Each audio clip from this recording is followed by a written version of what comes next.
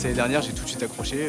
L'atelier, ça me plaît, l'ambiance de travail, les profs, tout est parfait. Hein, donc moi, je dis oui. Hein.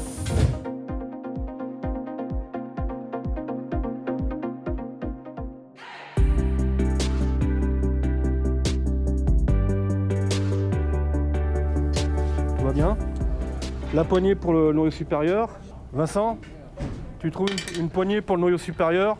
En plus des cours théoriques dispensés aux lycéens en classe, l'élève en bac pro fonderie apprend à fabriquer des pièces métalliques.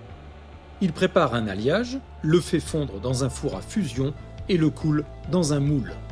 La formation, moi, c'est ce qui me plaît, quoi. Être au contact du feu, tout ça, c'est mes goûts. Et moi, personnellement, j'adore faire ça. Et puis, voilà, quoi. J'ai cherché des lycées et tout ça, et je me suis aperçu qu'il n'y en avait pas beaucoup.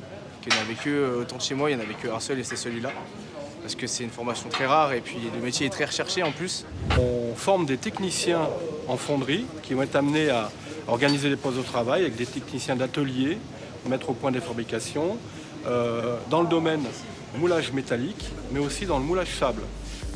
Ici, nous sommes en présence d'un sable dit à l'huile, qui est composé de grains de sable, ce qu'on appelle silice, et de l'huile, qui permet de faire le liant. Vous voyez, si on serre le sable, il a la faculté de garder la forme de ma main.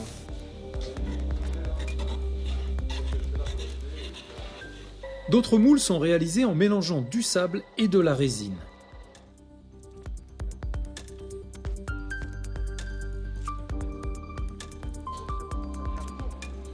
Une fois l'alliage coulé, le moule est détruit pour obtenir la pièce.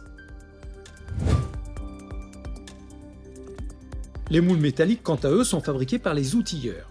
Ils doivent être préalablement chauffés avant de couler l'alliage. Ils vont remettre le moule en chauffe à 180 degrés environ et ils vont appliquer un potayage noir à base de graphite qui va aider au démoulage de la pièce.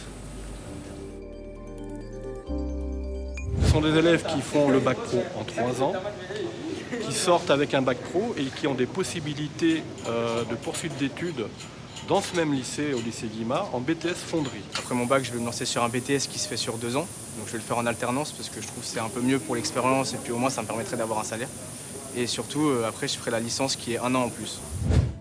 Une fois la pièce obtenue après démoulage, le technicien va exécuter les opérations de parachèvement, de traitement thermique et de surface.